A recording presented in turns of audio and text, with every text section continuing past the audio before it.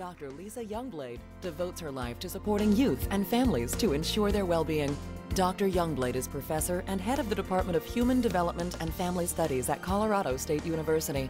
She is an applied human developmental scientist who spent much of her career translating basic science to policies and programs that support youth and families. Please welcome Dr. Lise Youngblade.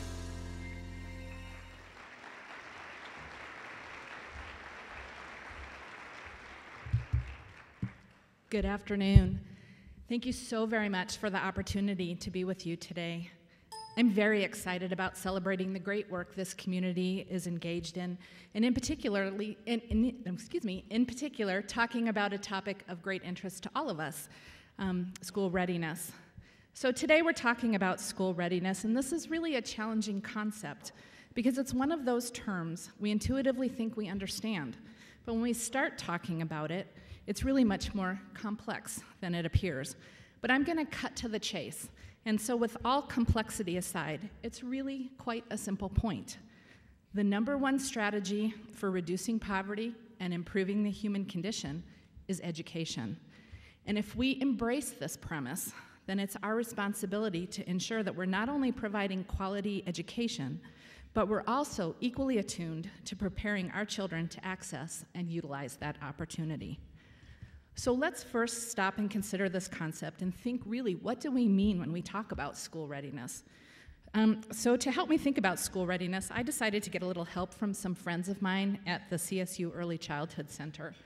The Early Childhood Center is a lab school at CSU with a three-part mission, and at this school, we do three things. We train the next generation of early childhood educators and professionals who will work with young children and their families. We engage in research and discovery about early childhood, and we provide exceptional care and learning opportunities for young children. Some of you might have noticed the picture that was just up a few seconds ago. This is the historic Washington School on Shield Street in Fort Collins, and come January 2013, this is our new home, where we'll serve about 150 families who have children 6 weeks to 6 years and provide learning opportunities for upwards of 500 high school and college students in the Fort Collins and northern Colorado area. So I recently talked with a few children from the Early Childhood Center who just graduated preschool and are getting ready to go to kindergarten in the fall. And I'd like to share my conversation with you. Every night? Do you like math problems? They're so fun. What's your favorite thing that you learned in preschool? How to draw really good. Are you excited about going to kindergarten? Yeah. Yeah? Really, really, really excited. I'm really excited than the moon. And I also think I'm gonna meet some children and I'm gonna get to know them really well. So are you ready to go to kindergarten? Yes. Yes? Mm-hmm. I think you are too. Can you write your name? Yeah. Yes. You want to show me how you can do it? I can do it all by myself.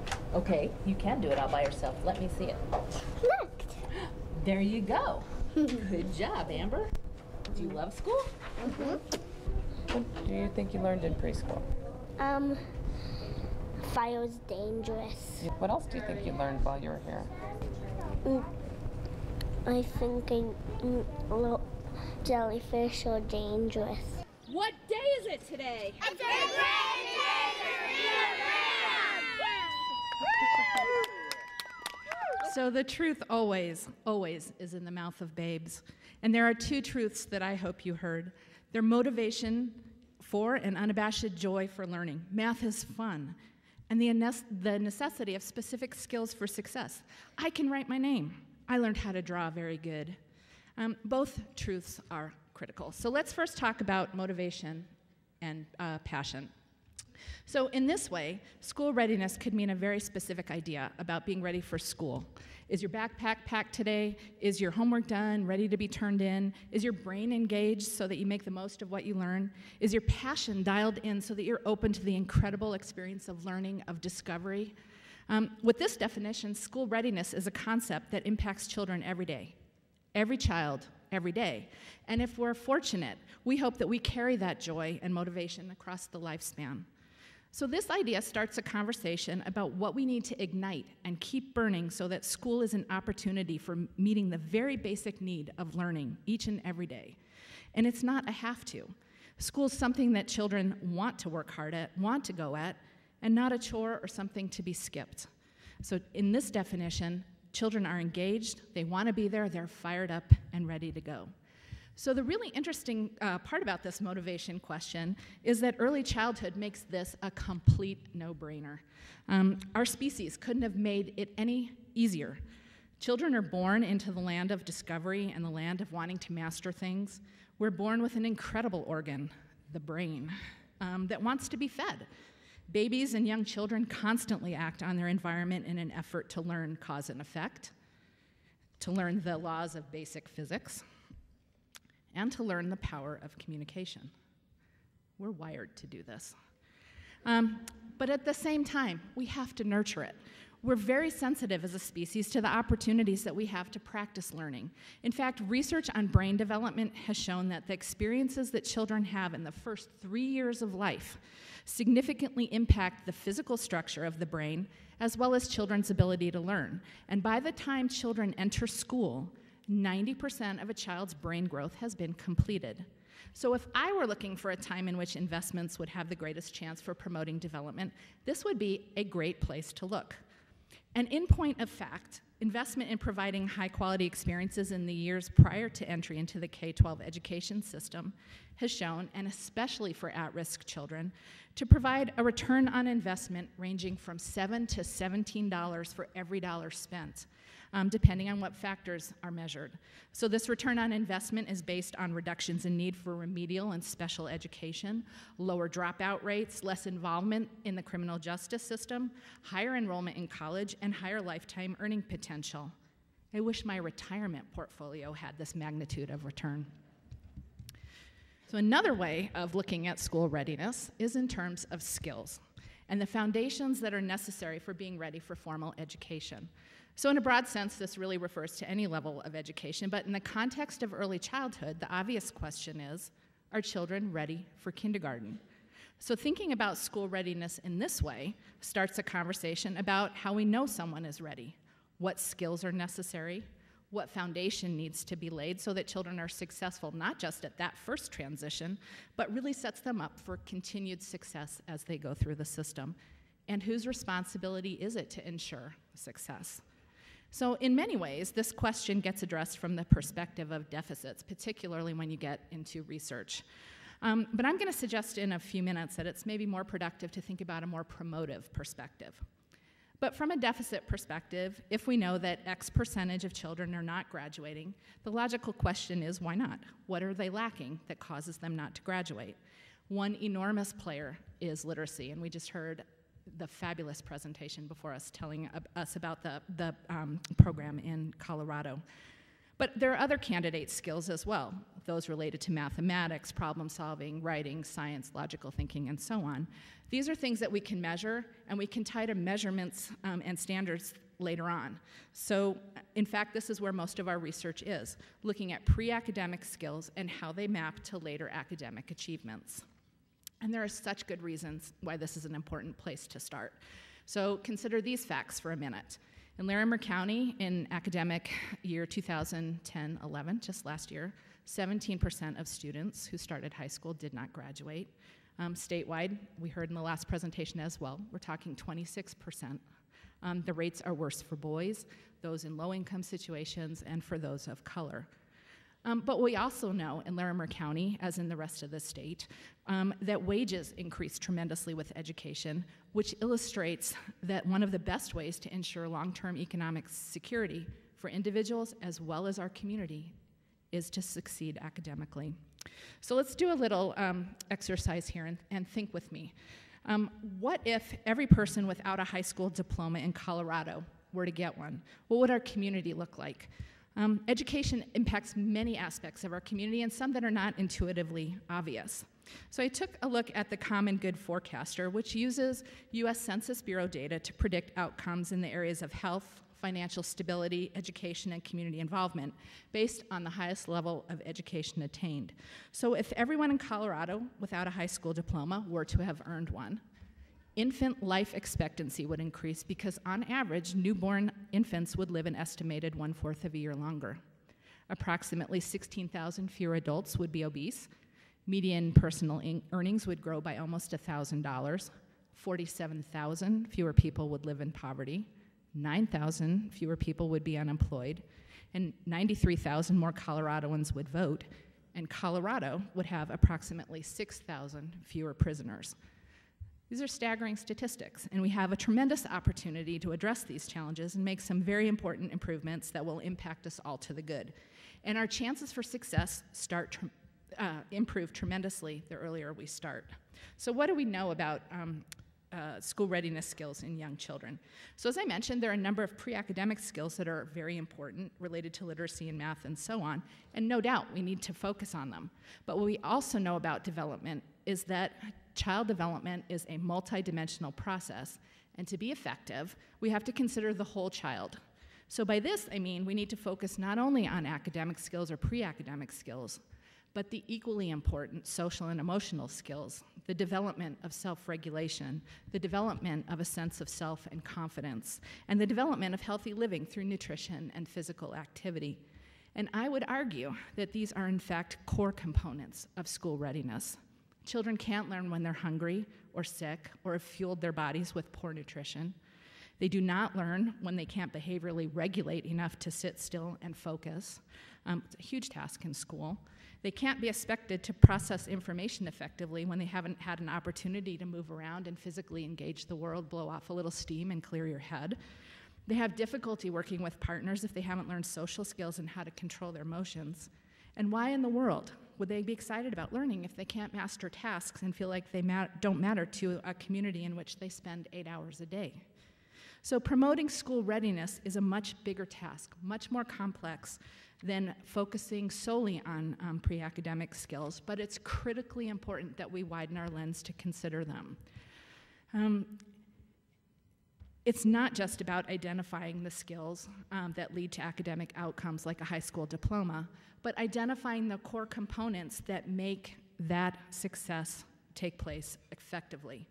And in that conversation, we really have to think about where we're focusing our lens. Whose responsibility is it to make sure the skills are in place? The child's, the family's, the school, the community? You know what? It's all of us. So luckily, Colorado is very forward-thinking in this regard, having articulated a definition specifically about school readiness that addresses some of these issues. So it's a little bit difficult to read, but let me read it to you. According to the State Department of Education, the school readiness describes both the preparedness of a child to engage in and benefit from learning experiences and the ability of a school to meet the needs of all students in preschool and kindergarten. Note the word all. I think our goal should be no less. School readiness is enhanced when schools work collaboratively with families and community service providers to ensure that every child is ready for higher levels of learning and academic content. Note two, the collaborative effort. We're all involved in this. The Lieutenant Governor's Office likewise has spearheaded a blueprint for early childhood. Christine talked some about that, where children, schools, families, communities, business leaders coalesce around child development and promoting success. And I'm sure many of you know that the governor just created an Office of Early Childhood in the Department of Human Services to consolidate early childhood services in Colorado, which is a great step in supporting young children and their families. So what is so great about all these frameworks is that we don't start from deficits. We start from a vision of strength and of success, of what needs to be in place to support that. And in such an approach, we hold the goal that we all work together, that we're all accountable, and that we expect that all children will be successful. So that's the goal. The reality is that not all children start off in an equal playing field. So we know that the problems faced by students which cause them not to complete their education don't actually begin in high school. They begin much earlier. One of the biggest risk factors is poverty, and higher levels of poverty have been shown to correlate with a number of measurements that indicate a child will face increased academic challenges, and these multiply as time goes on. So let's think about this. What can we do to support families? First, we have got to start early. I talked a few minutes ago about the incredible brain growth that occurs during the first years of life. We're in an era in which the majority of moms and dads work, and particularly in lower economic situations, this is a necessity. So we need to support families in accessing quality childcare and quality early education for their children. And if we are serious about thinking about this as an investment strategy, we have to broaden our thinking to include infants and toddlers in an education framework and not just a childcare or service-oriented framework. We're missing a huge opportunity by not capitalizing on the fact that so much brain development occurs prior to the time when our educational preschool curriculum typically kicks in at age 3 or 4. School readiness is a process that starts much, much, much earlier, and we need to support this. To support it, we need to ensure that this early care and education is affordable to families. If we agree that it benefits us as a society to have a well-educated workforce, and that it's in our best interest to reduce poverty and the costs associated with lack of education, then we have to get beyond the notion that it's the family's sole responsibility to pay for this until children reach school age. So simply making it cheaper is not what I'm talking about. What I'm talking about is a concerted effort to think about this as a community investment. High quality, affordable care and education. We've had the collective will to do this with public schools and K-12 education. I would argue we need to start earlier. In this conversation, third, we need to work with employers too. We need policies that support parents so that they have time to spend with their young children without sacrificing their economic security. We don't often talk about things like early childhood education, and flex time or job sharing in the same breath.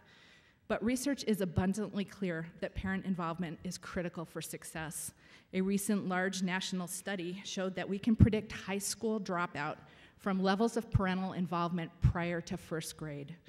We have got to support parental involvement in early childhood.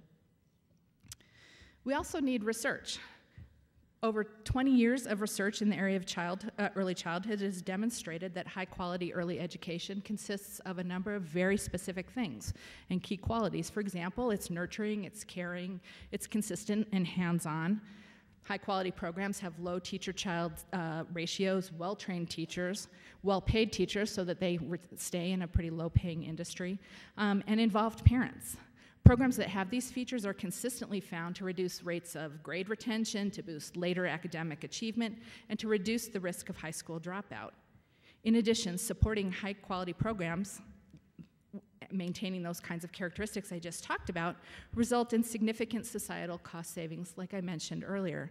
Again, in a recent review of 38 fairly large-scale studies, the long-term effects of early childhood programs for children in poverty, the strongest effects were found for model programs, with the benefits far outweighing any investment costs. So we know a lot about early childhood education, yet there's still a lot to be learned. You know, I'm a professor, and so we could talk quite a while about this and what would be interesting research studies to do. So why don't you just guys kick back? We'll just, no, I'm kidding. Let me suffice it to say, we know a lot about pieces of the pie.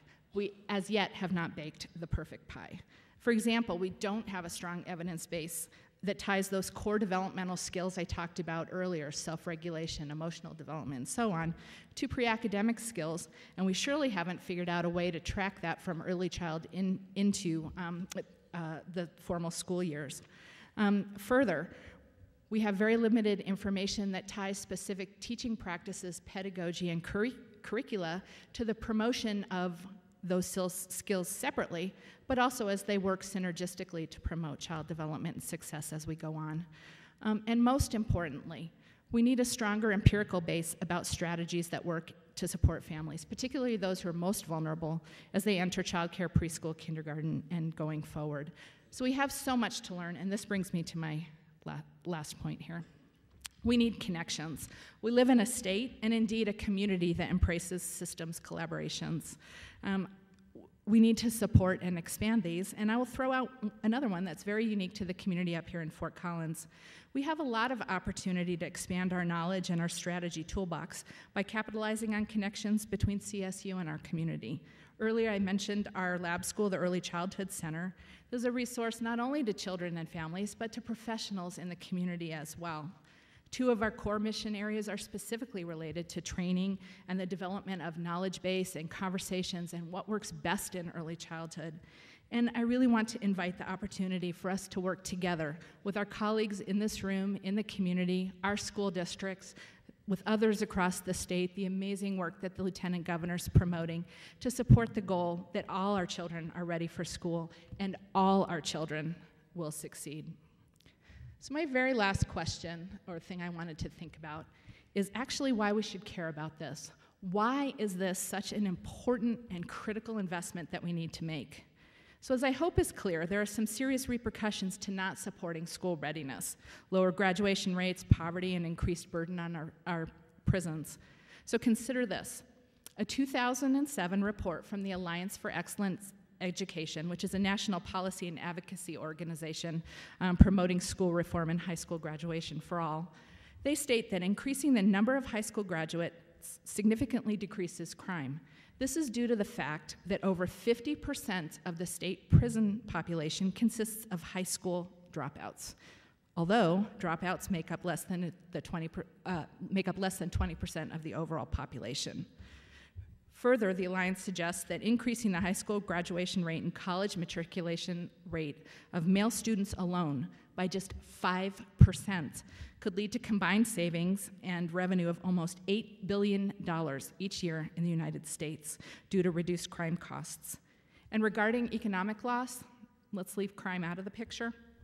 Dropouts from the national class of 2010 alone will experience more than $337 billion in lost wages over the course of their lifetime. Lost wages, no surprise, equates to lost tax revenue for the nation. So these figures, cost-saving calculations, a return on investment, I can go on and on. These are really compelling data. But what they belie is the biggest message of all, and that's of what we can't quantify, of lost potential and wasted human capital. So we have so many problems: the economy, global warming, food sustainability, poverty, that we simply cannot afford to miss our opportunities. So who knows which one of these tender young minds is going to cure cancer or invent a more solid economy? Which one of these creative hearts is the next John Lennon, or Albert Einstein, or Catherine Bigelow? I realize she's not a scientist, but she did break an important glass ceiling for women.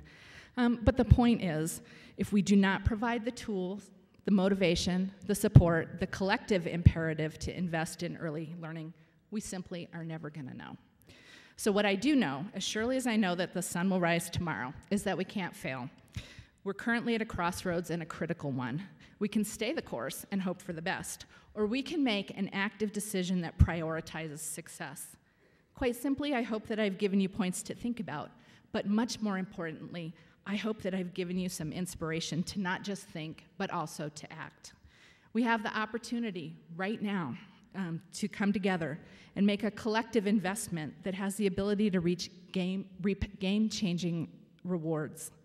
So let's build on the work in our community that supports children and families, on the strategic initiatives articulated by the United Way related to school readiness and reducing poverty, on the synergy that comes from community and university collaborations, on the strength-based frameworks evident in the state. And let's make Northern Colorado a model for early education that inspires a lifelong motivation for learning in our children. One of my favorite quotes is from Nelson Mandela, who said, "There can be no keener revelation of a society's soul than the way in which it treats its children." And so I ask all of us, what will our efforts reveal about our soul and our commitment to our children? Thank you.